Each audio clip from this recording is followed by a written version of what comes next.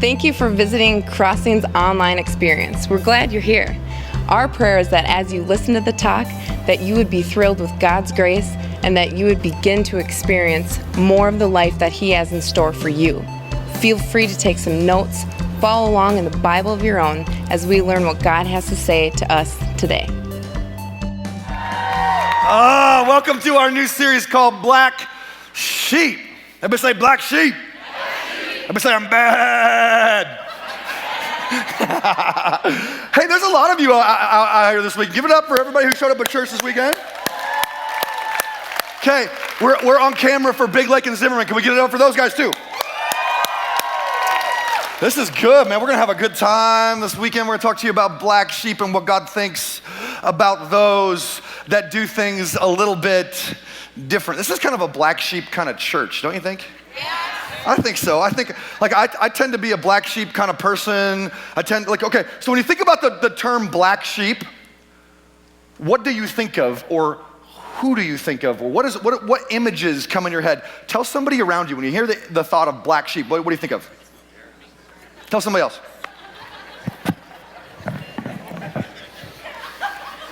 Ha ha, they're giggling. Okay, what are some of the stuff that you said? I want to hear some stuff. Rebel. Who thought rebel right away? Yeah, like I said, I thought like remember anybody like 80s remember the Breakfast Club? Yeah, and one of the dudes in the Breakfast Club was such a like wannabe rebel. It was awesome. Okay, like what else did you say about black sheep? The talk of the town. Oh yeah. Black sheep are people that don't do things quite like everybody else, so everybody gossips about them, right? For real, right? Yeah, because they don't do things normal. They're different. They're a little weird. They're a little wacko. So, because people who are normal and average have to have something to do, so they gossip about those who are different. Oh, isn't that interesting? Isn't that true? Yeah, it's just true. Okay, what else did he say? Outcast. It could be an outcast, maybe not. I would look at Steve Jobs as somebody who was black sheep, and he changed the world in a positive way, right? Does it always have to be a negative thing? No, it doesn't always have to be negative. I mean, you can think about, there's so many positive or different negative thoughts when you get the concept of black sheep. Could be something, okay, but you know what? I have to figure out, we're gonna do the Lucky Charms test. What? This is the ultimate test to determine if you are black sheep or not. Because some of you in this room in a Big Lake Zimmerman, some of you are black sheep, some of you not so much. And so let me get my Lucky Charms out here real quick. And then you gotta get the milk out and the bowl and the spoon. And there are two groups of people in this room.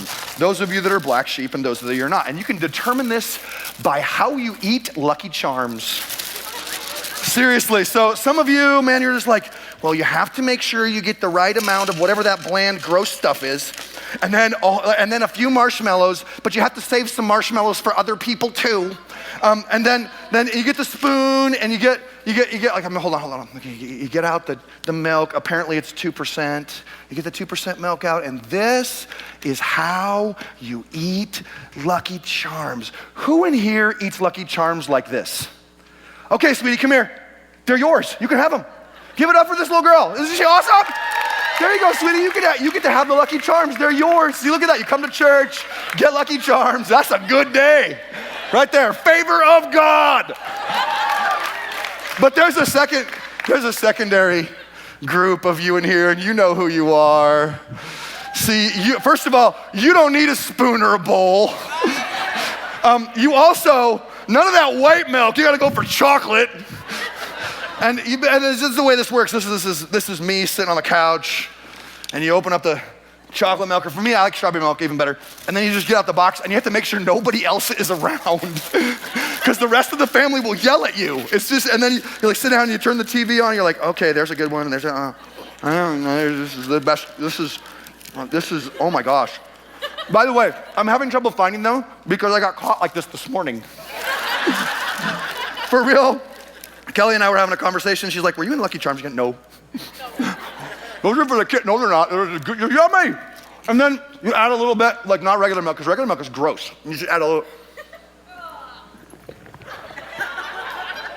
And swirl it around together, And that is a great breakfast right there. Who in here, so now here's the question.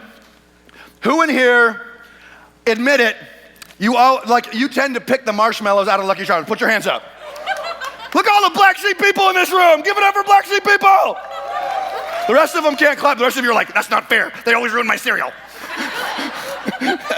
It's okay. Jesus loves you too, even if you like regular bland cereal. Now, Kelly, on the other hand, she's like, she has a certain way she eats this. Like, she's never gonna eat it this way. But for me, like, I lost the first tooth I remember losing was eating out of a box of cereal, watching Saturday morning cartoons. Yeah, so this is like, and I got something, I'm like, oh, that's weird. And there's like the white thing. I think there was a white thing in my cereal, and I just chucked it across the room. And I went back to eating cereal, got it all over myself or whatever. And later on, my mom was like, hey, you're missing a tooth. And I'm like, oh, I know where that is. Because I tend to be like black sheep people, they just don't do things normal. They can't handle status quo. They don't want to conform. They want to kind of push the bounds of what other people consider normal. And here's the conversation we want to have for the next 3 weeks. How does God react to people who steal the marshmallows out of the Lucky Charms? How does God react when people don't want to act how normal people act, and they don't want to fit in exactly how everybody else is, and they want to kind of expand the bounds of normal a little bit? Are you with me? And so we're gonna have a conversation, because there's lots of people in Scripture that didn't fit the status quo. They were rebels. They were kind of on the outside. They were kind of like, I'm not gonna do things the way everybody else would normally do. You know, I think I have this, he's kind of my hero or something. His name's Jesus. Maybe you heard of him. Yeah, he took religion and turned it into being about himself. That's pretty black sheep. He's like, hey, you got this religion over here? Yeah, it's about me. You try that, see how well it works. For real, like this guy like understood black, come on, say black sheep. And so we're gonna have a conversation. This week I'm gonna talk to you about a guy named Jacob. Everybody say Jake. Next week we're gonna talk to you about the bad girls of the Bible. The bad girls of the Bible. That sounds like a TV show, doesn't it? Mature audiences only. Black sheep of the Bible. Bad girls of Scripture. And by the way, next week we're talking about the hooker grandmas of Scripture. That's actually what we're talking. Like, really? They're like, yeah, you want to come back for this next week for real? I just told a church service on sex. That's weird. All right, you guys ready to get to work? Yeah. Some of you are like, no, I don't like this church. I'm sorry. Do you want some Lucky Charms? You ready to get to work? Okay, get a Bible, go to Genesis chapter 28. Genesis chapter 28. Also on the back of your chair, there's a note sheet. Can you get the note sheet out and hold it up for me? It's a white sheet of paper. I would love for you to take some notes. Now, all the black sheep people are like, I'm not taking notes. I'm like, chill out. Like, for real, if you're black sheep people, take some notes tonight. This is about you. So it might actually look at the person next to you and say, this is about you. And we'll get to work and talk about black sheep Jacob. Everybody say black sheep Jacob. Okay, so, all right, I'm gonna get my milk out of the way and my Lucky Charms out of the way. Make sure I'm set up for this. You guys ready to work? Okay, Jesus, thank you for what you're gonna do in this room. I thank you for every life. I pray that every person in this room would know they are loved, whether they eat cereal blandly or whether they steal the marshmallows. I pray that as we open up the Word of God and study the things of God and process who you are and what you have to say to us, that we would feel your presence and know your power, that we walk out of here changed because you're good. God, I pray that you'd give us a vision for what you have in store for us. In Jesus' holy and precious name we pray. Everybody said, amen. So we're gonna talk to you about this guy named Jacob. And before I kind of give you the background on Jacob, you need to understand that Jacob is the grandson of Abraham. So you got Abraham, Isaac, and Jacob. And when Jacob is born, he's a twin brother to a dude named Esau. Everybody say Esau. And the thing with the thing about this is, like, so Esau gets born, and the people are like, the mom's like, okay, let's name him Esau. And then Jake comes out, and they're like, hey, let's name him Jacob. Let's stop for a second. Do you know what the name Jacob means? Deceiver. It's another name for Satan in Hebrew. Mom named her kid Lucifer. You think that might cause a kid to be a little wackadoodle-doo? I mean, seriously, don't words have power? Sometimes I think the reason why people are the rebels they are, this has nothing to do with the talk, except I think you need to hear it. Sometimes when you don't understand rebels, when you don't understand people that don't fit the norm, it's because something has happened to them along the way. Some word has been spoken over them that caused them to say, I don't fit in, so fine, I won't. See, when we speak words of negativity, and she does, she calls him basically the devil. She calls her own son deceiver. And so guess what he goes out and becomes? He's like, I'm gonna own it, man. I'm gonna own it. We named our youngest son Aiden. We named it like Aiden, look, it means fiery one. And that's him. That's him. Like he is fully loaded and fully charged all the time, because names have value. They have meaning. There's something to that. And so this deceiver kid kind of goes through life, black sheep on the outside, doesn't really fit in. And I'll just give you one story. So he's making dinner. Everybody else isn't around, and he's kind of putting dinner together, and he gets the bowl of stew all ready to go, and he's about ready to like sit down with the family. And then like his other brother, Esau comes in, and Esau's like, hey, can I have some stew? Like, I know you made dinner, can I have some? And he's like, I'd love to give you some, but how about we do a trade? I'll give you the stew, you give me your inheritance. He's Lucifer. For real. He does this to his own brother. He actually says to his own brother, yeah, food, you see the food? Oh, you want the food? Good little brother, you can have the food. Oh, right here? Yeah, just give me everything you're ever gonna earn. And Esau's tired. He's been all day out in the field hunting, and he's like, he doesn't have he got nothing. He comes back in, and he's like exhausted, and his brother is dangling food in front of him, and he can't resist the temptation. And so his brother's like, cool, whatever. You can have my inheritance, just give me food, I'm starving. And he steals from his own brother. Yeah. This is Jacob. A little bit black sheep. You know what I'm saying? Just a little bit. And from there it gets worse. He forms an alliance with his mom against his dad and his brother. It sounds like an episode of Survivor, I know. He does, he forms this alliance, and then from there it gets further. He lies to his dad. He steals again from his brother. And then he gets caught. He gets caught. And so rather than being like, hey, guys, I screwed up. I've been lying to you. Super sorry. I really love you. You can like have all the stuff back. Instead, he just runs away. Like a coward. And you find rebel Jacob. Eventually, he's out in the desert, scripture says, sleeping with his head on a rock. Sometimes it's really hard for people who are rebels. We tend to destroy our relationships. We tend to ruin what was so beautiful because we don't want to follow the rules. And eventually, many of us end up like Jacob out in the middle of nowhere, head on a rock. Are you following the story so far? Yes. So at this point, here's what I want to do. I want to kind of bring us into the story. Look at the person next to you and say, you're part of this story. And I want to ask the question, how does God interact with Jacob? And this is going to help you understand how God's going to interact with you. Does that make sense? And so I'm going to give you 4 things from the life of Jacob and how God interacts with black sheep. Here's the first one. I want you to write this down. Jacob's story is our story. Everybody say, Jacob's story is my story. For real, Jacob, like just follow me for a second. At some point or another, all of you, and me too, have decided it's better to get ahead and get some for myself than it is to share with the rest of my family. It's better to take the marshmallows for me because there won't be any later. And so we set out on paths to go, how can I, and we don't do it on purpose, like literally, like people speak words over us like they spoke words over Jacob. And so Jacob feels like the outcast. And so Jacob feels like, if I'm gonna get ahead, I'm on my own, man. They think I'm the devil. If I'm gonna get ahead, I've gotta figure out a way to get ahead on my own. And I would just suggest that that's your life, that's my life. Man, I can look at my life and go, so my dad was a good man. Our church was a little strict. Some of you know that. But by the time I was in high school, I decided, I don't want anything to do with this whole God scenario. And rather than taking it out on God, I took it out on my dad. verbally. Eventually, we got really physical with each other. Because I wasn't gonna follow the rules, man. You can't tell me what to do.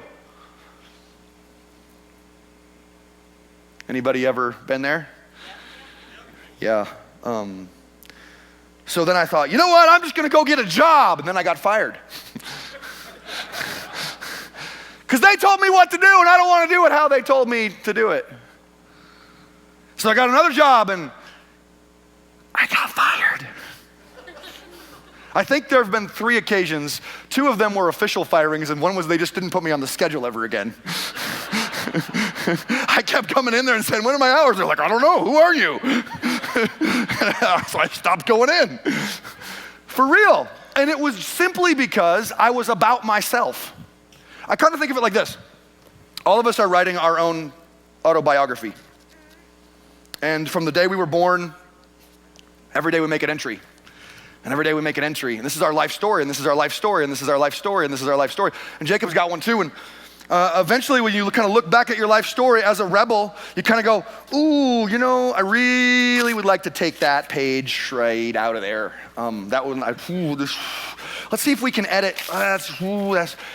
This did not occur. Look at the other way.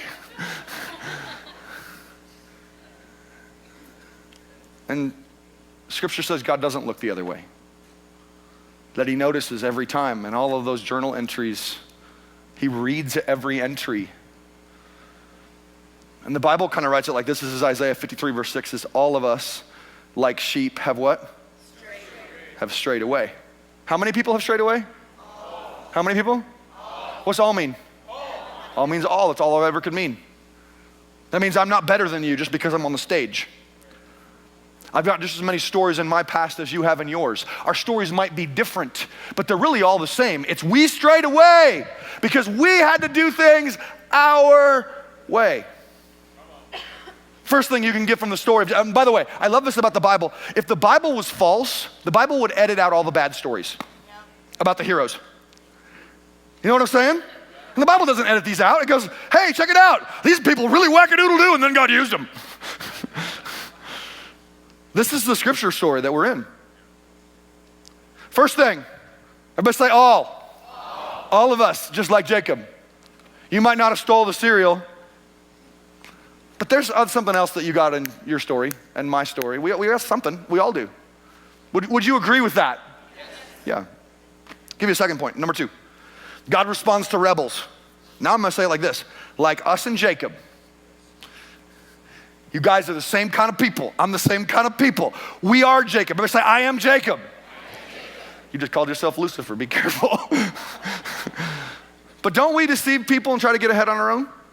Yeah.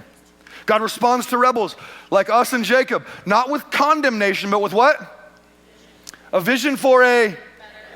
Okay, now this is really important that I say next. This is important because my vision of God was that when he reads our mail, man, when he starts going through our autobiography and he's reading those stories, he gets really PO'd and he is upset. And so Jacob runs off in the desert. And so the next thing I'm expecting is God's like, what up, Jacob? Time for your smackdown. See that rock under your head? I'm gonna bash it in.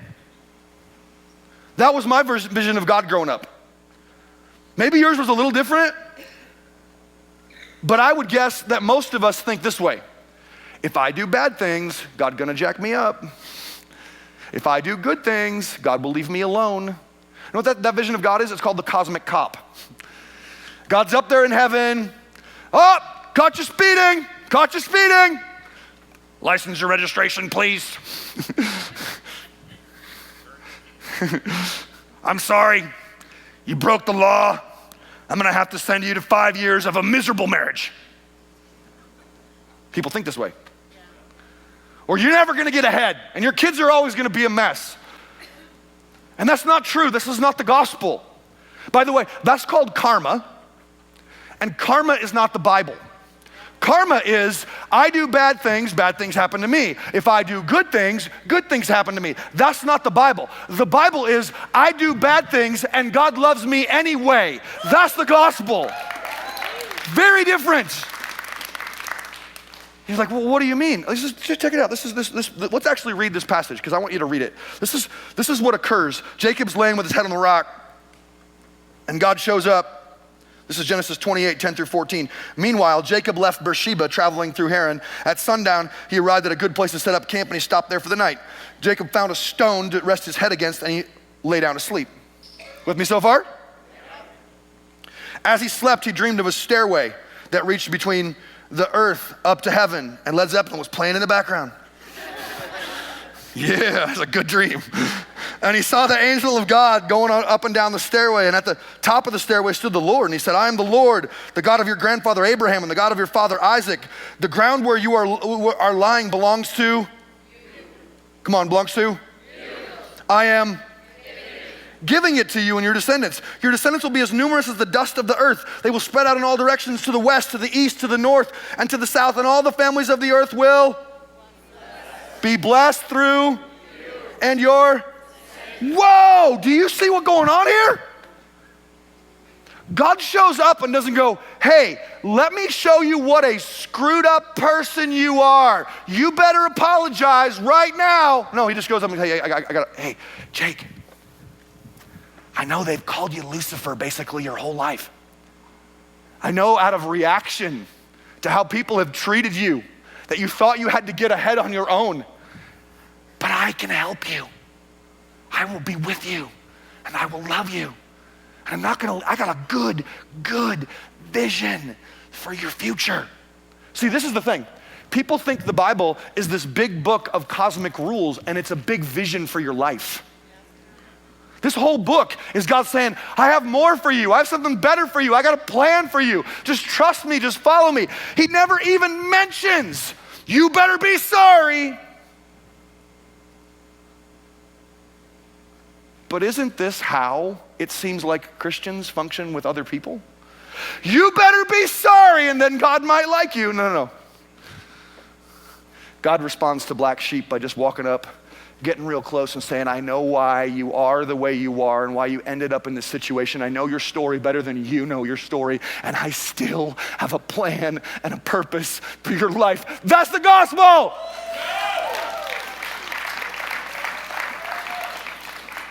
Now this is hard for some people to hear.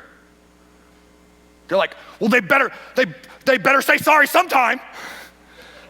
Stop being the cosmic cop. I said it right. Best say chillax. For real. Are you responsible for anybody else but you? No. So you're responsible to get somebody else to say they're sorry? No. You're responsible to listen to God's vision for your life and leave everybody else the heck alone. Come on, leave everybody else the heck alone. Stop trying to make everybody else's vision fit into your vision. God's got different dreams. He had a different dream for Jacob than he had for Esau. And that was okay. Are you with me now? It got me thinking about, originally I was thinking about a Viewmaster, but you can't find those anymore. Who knows what a Viewmaster is? Yeah, so like I'm pretending this is a Viewmaster, this is the set of binoculars, but whatever. And like when I was a kid, I used to get this, we used to get the dinosaur Viewmaster. Who's what I'm talking about? Yeah, so you put the little card thing in it, and you click the little thing, and you look at it, you're like, whoa, there's a T-Rex! And it's like right there, because like 3D done, it like it's awesome. And then you click the little thing, and whoa, there's another dinosaur that I don't know what it's called, and it's awesome! And it gives you a vision for the past. I want you to know that God's got a Viewmaster, and it's a vision for your future. And it doesn't make a difference if you've been a black sheep your whole life. It doesn't make a difference. Literally, I want you to get the fact that pretty much the week before, he stole and lied and ran.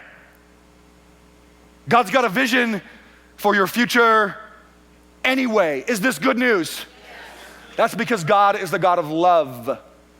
And he loves sinners even in the middle of their sin.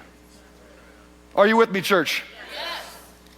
So second thing I want you to know, God's got a vision for you. Third, number three, God responds to rebels like us and Jacob, not with rules, but with an offer to be in relationship. God responds to rebels like us. Everybody say, I am Jacob. not with rules, but with an offer to be in relationship. Now here's how this would work for me. Like my understanding of God was, so yeah, he's got a plan and a destiny and a purpose for me. So he's gonna be like, okay, so here's the 5 rules you better follow, and if you step out of line from these, no future for you. But he doesn't give him rules next. Because this is how the church works. So the church goes, okay, so God's got a plan for you, so you better step in line. Right? But that's not how God works. God and religion are so far apart so often. This is what happens. This is God still talking. Remember, this is God talking. This is Genesis 28, verse 15. He's going to keep on going. He says, what's more, I am what? With you, and I will wherever you go. One day I will bring you back to the land, and I will not leave you until I have finished giving you everything that I have promised to you. Do you see any rules there? All you see is, I'm gonna be with you. I'm gonna protect you. I'm never gonna leave you. Other people are gonna leave you. Other people are gonna talk smack about you. Other people are gonna be mean to you. You're gonna feel like you have to get ahead on your own, but it's not true. I'm with you. I'm gonna protect you. You don't have to fight for your own way. I'll fight for you.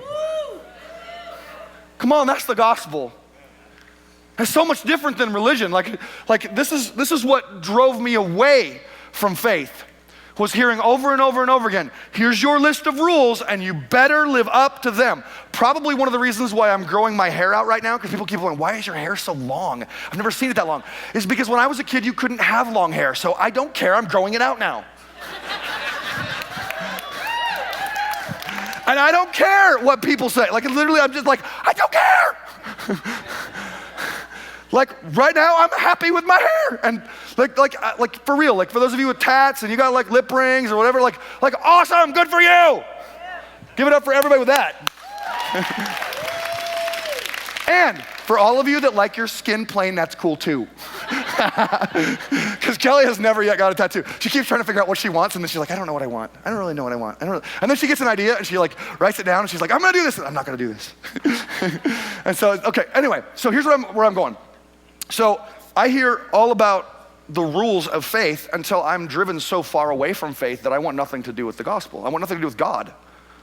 And it's all messed up in my head. Like, from my perspective, God's this God who just has this giant to-do list. And I'm like, I got a big to-do list on my own. I don't need another one. And so I bailed. Some of you heard this story, some of you have never heard this story, so I'm gonna share it anyway. So I'm 17. I'm in New York State. My dad's trying to figure out how to have a relationship with me again after all of what we have gone through. And we end up at a campfire. And we're sitting at this campfire, and he bails. I don't know where he went. I don't know. And we're sitting there, and this guy comes over, and he actually preached first. He preached his little message. We were at a Bible camp. And then he said, if you want to become a Jesus follower, I want you to stand to your feet and get a little stick and throw it in the fire. And everybody that was there was like 40 kids or whatever, they all did it, except me. Because I'm a black sheep. I'm like, that's stupid, man, that never works. So all this, they kind of follow the crowd, and they just kind of sheeple. And they just, sorry. And they kind of throw a little stick in the fire, and they're all happy, and they pray, and some of them are singing and like whatever, and they're hugging, and then they all leave. And I'm kind of rolling my eyes at this whole experience. Remember, I've had a lot of bad experiences so far with the whole faith gig. Give me some slack.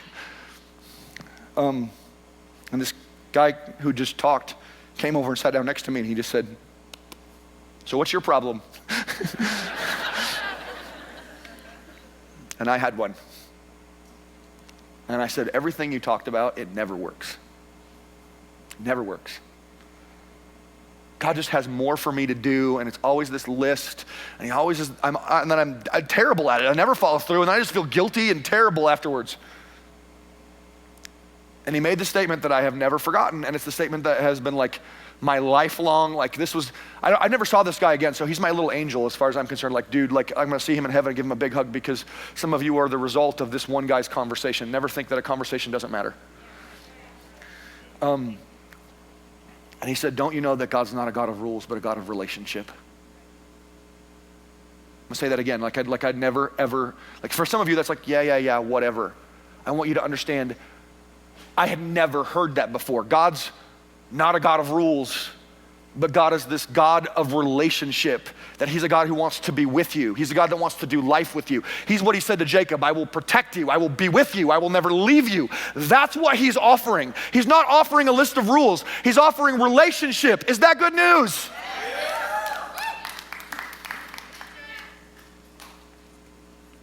And so, I said, prove it. That's basically what I said. I can't remember exactly what I prayed that night, but I was like, if this is real, if you're really real, prove it. If you want to be in relationship with me, do you know where I've been? And he's like, yeah, I've already read your mail. I already know your story, I know your situation, and it's all cool. I want to be in relationship with you. And it was earth-shattering to my soul.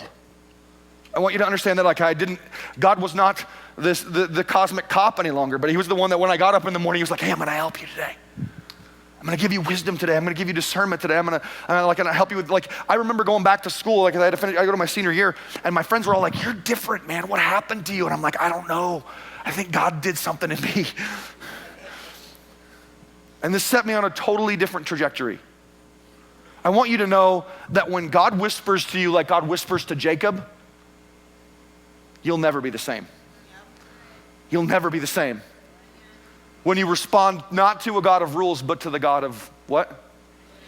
Relationship. Black sheep people in here. God doesn't want to just talk to you about eating the marshmallows or where you've been last week or last month or last year. He wants to talk to you about, hey, I know tomorrow's gonna be difficult, and so I'm gonna walk through it with you tomorrow.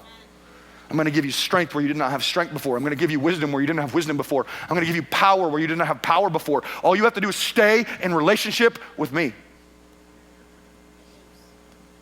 Is that good news? Yes. That's good news. Last one, number 4.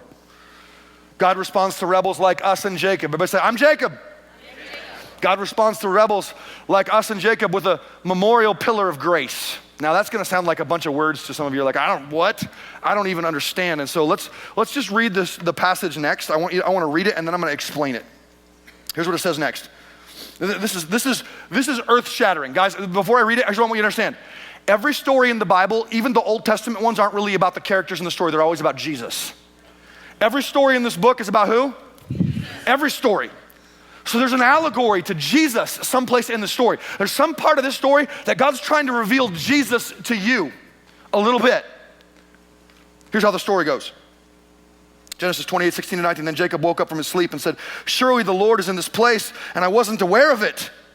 But he was also afraid, and he said, what an awesome place this is. It's none other than the house of God, the very gateway to heaven. And the next morning, Jacob got up very early, and he took the stone that he had rested his head against, and he set it up upright as a memorial pillar. Then he poured olive oil onto it, and he named the place Bethel, which means what? House of God. Although previously it had been called Luz. Aren't you glad it's not Luz anymore? Some of you are like, well, I don't really get it. What just happened here? And so I'm gonna see if I can help you with this. And so first of all, he goes, I had an encounter with God that I cannot deny. By the way, if you have an encounter with God, nobody can steal your story. It's your story. Nobody can argue with that. Like, it's your story. And Jacob got a story, man. God talked to me and Led Zeppelin played in my dream. It was awesome. And he wakes up and he's like, I don't want to forget this. And so he takes the rock that had been against his head that he had slept on, and he sets it up as he calls it a memorial pillar. And well, why is he setting this up? Because he's like, hey, I want every generation from now on, every time they walk past this weird rock that's standing up by itself, to go, that's the place God talked to my granddad. That's the place God talked to my great-great-great-great-great-granddad. That's the place where God was good to him, and God said he's got a plan for him, and he's got a purpose for him, and he's got a destiny for him. Don't ever forget the place that God talked to him. And he said, I don't want to forget this. I'm going to set this thing up. And can I just tell you that you already have a memorial pillar? It's called the cross. Yeah. Come on. God erected in the dirt this giant piece of wood. and he stuck his son on it. And he said, this cross is my symbol. It is my promise to always bless you. That's the good news of the gospel. You have one. Look at the cross. Is God gonna bless me? Is God gonna be good to me? Is God gonna help me? Yes, look at the cross.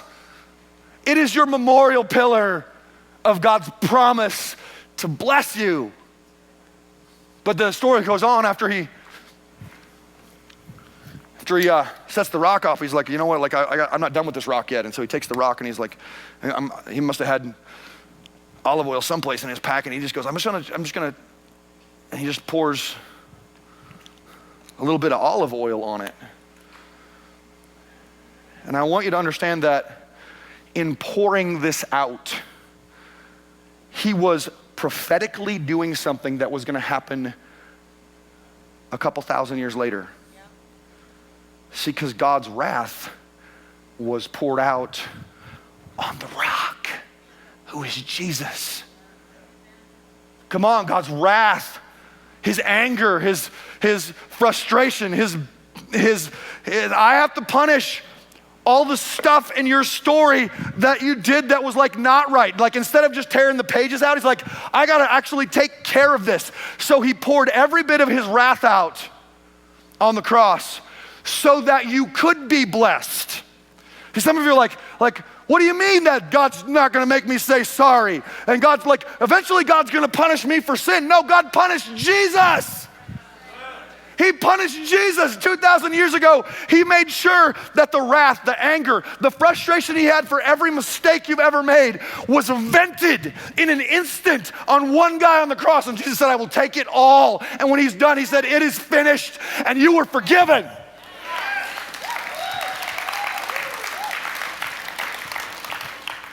Is this good news? Come on, this is such good news. Oh my gosh. God's wrath was poured out on the rock so you could be forever blessed. And then lastly, he kind of looks at this whole thing and he's like, you know what, names have meaning, and they've been calling me a liar my whole life.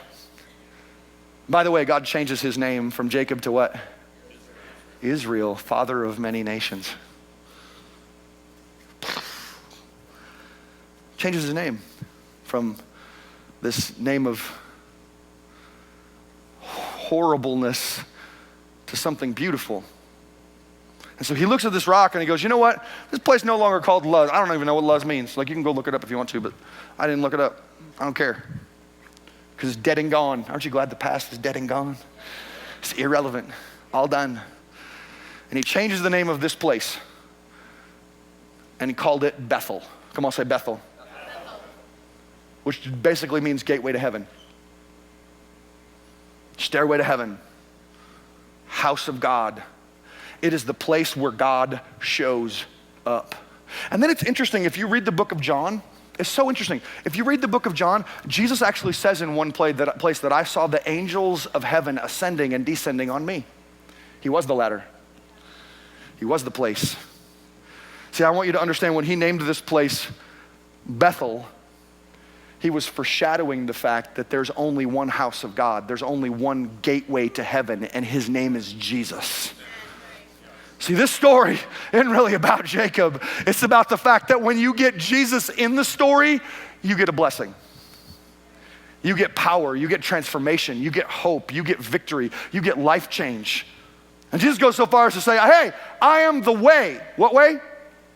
The way. I am the gateway to God. I'm the place.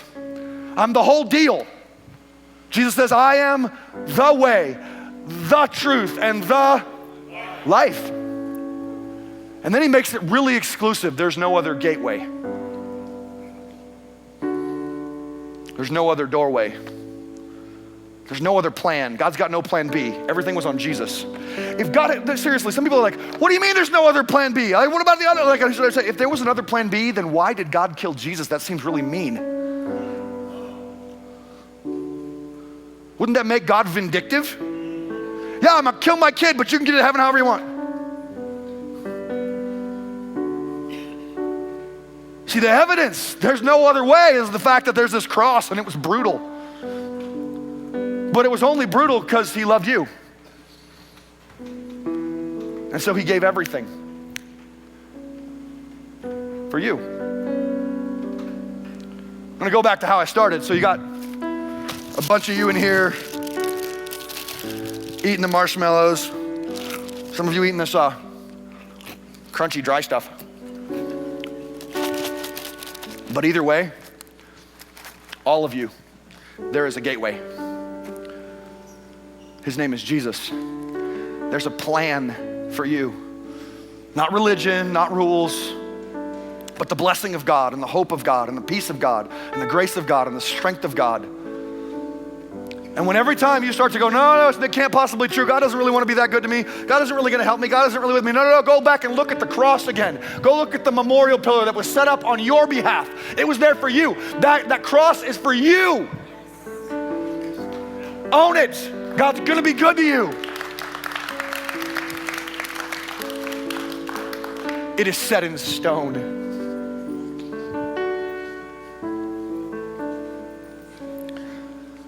So now I got to be done. And I would just end this way. So how are you going to respond personally? See, Jacob had to respond personally. Like, he could have woke up and been like, well, that was interesting. Woo, that was a weird dream and stuff. And just bailed. But he didn't. Here's how the story ends. It goes like this. Genesis 28, 20 and 22 says, then Jacob made this vow. He made a what? He made a vow. If God will indeed be with me and protect me in this journey, if this is true, and he'll provide me with food and clothing as I return safely to my father's home, then the Lord will surely be my God. Notice, I'm gonna switch from the worship of self to the worship of Jehovah, to the worship of Yahweh, to the worship of God himself. And this memorial pillar I have set up will become a place for what?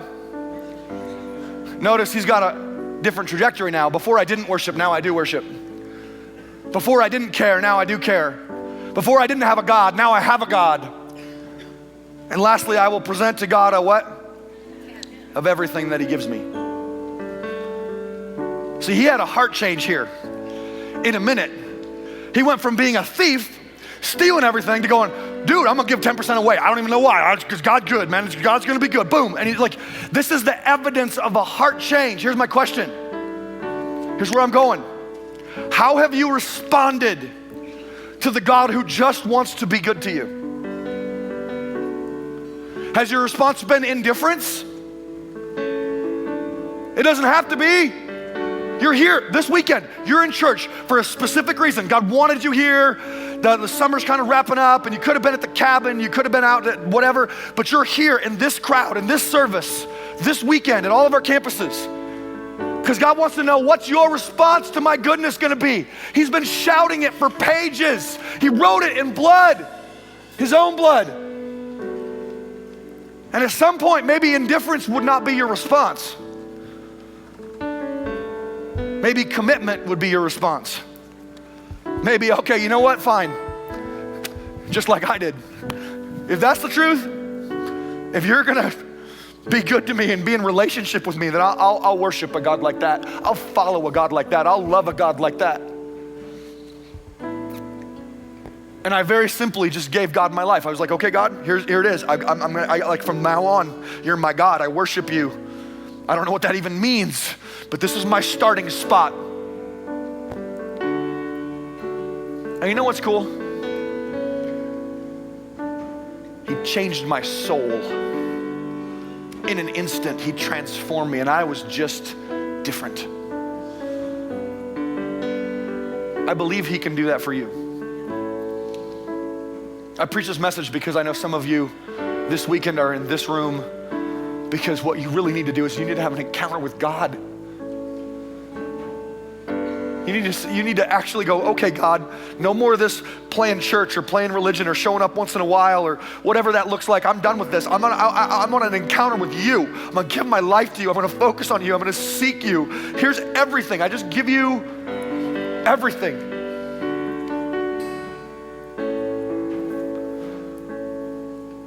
And your life could be very different. So what will you choose? I know what I chose. I know what Jacob chose. What will you choose? Can you just close your eyes and bow your head for just a minute? Seriously, I just want you to think about that question. What will you choose? Right now, God came to you with a vision, and he whispered in your ear, I want to be good to you. I have a plan for you. I've got a place for you. I want to do relationship with you. And you got to respond with a yes or no. What will you say? You can't experience a God by saying no. The only way you can see Jesus Christ actually do what you want him to do is to say yes. What if right now, this moment, this was your time, your day, your Bethel experience, and you say yes to God? I'm just gonna offer you an opportunity to just pray a simple prayer. Just real simple. At all of our campuses, if you know right now what you need to do is you need to make an honest, okay, God, I will give you my life. Here it is, right now, it's yours. Can you just shoot your hand up all over the room? Come on, put them up, put them up, put them up, put them up, put them up. Be honest. I'm gonna give God my life. It's his, he can have it, he can have it, he can have it. All right, with your hands in the air, just like Pastor Kelly said earlier, it's the universal sign of surrender. I want you to say, Jesus Christ. Come on, say, Jesus Christ. Right now, I give you my life. I ask you to forgive my past. I'm sorry I went there and I did that. I believe you have a plan for me. I believe you have a purpose for me. I will seek to trust you. Walk with me. Do life with me. I make Jesus Christ my forgiver and my Lord. In Jesus' name we pray. Everybody said, amen.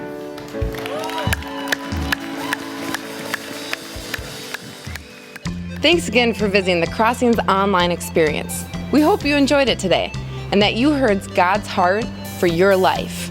We get to see so many lives being radically transformed by God every week. And if you have a story of your own that you would like to share, go to crossingschurchstories.com and tell us what God has been doing in your life. We want to celebrate that with you. If you'd like to contribute to what God has been doing around the Crossing, go ahead and click the link below. I want to thank you again, and God bless.